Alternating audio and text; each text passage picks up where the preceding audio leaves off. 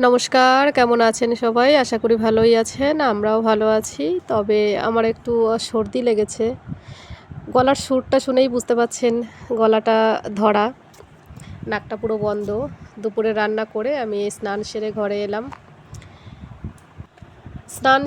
এলাম। তবুও যেন গরম কমছে না, প্রচুর গরম লাগছে। নাইটিটা চেঞ্জ করে শাড়িটা পরে নিলাম।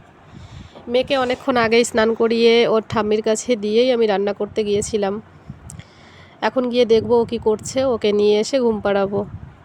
তার আগে মাথাটা আঁচড়ে সিঁদুরটা পরে নেব, তারপরে যাব মেয়ের কাছে। মেয়ে কী করছে? অবশ্যই দুষ্টুমি করছে, কারণ ও খুব দুষ্টু। গিয়ে দেখব কী করছে।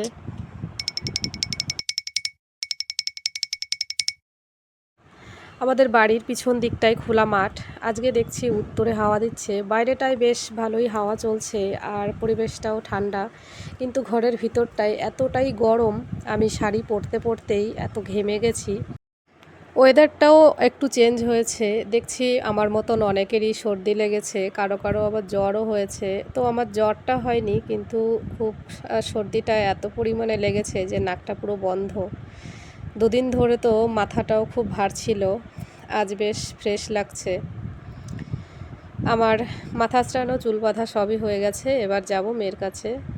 দেখুন আমি কতটা ঘেমে গেছি, আমার মুখে পুরো ঘামের বিন্দু বিন্দু জল জমে গেছে।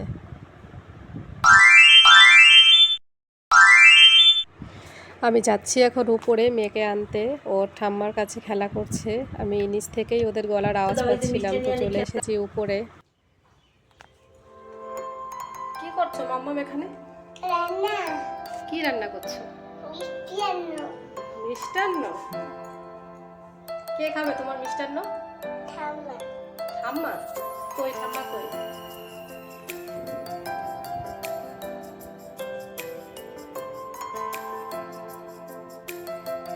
আবার কে ফোন করলো? কে ফোন করেছে? হ্যালো দাদু। দাদু? কি বলছে? বলছে যে আগেরটা নামাজ পড়েছে। আর একটা নোনা মাছ হয়েছে? হ্যাঁ। তাই? হ্যাঁ। চলো নিচে চলো। না। চলো ঘুমাতে হবে। না ঘুমাবো। চলো বাবা। না ঘুমাবো না। চলো। না আমি যাবো না।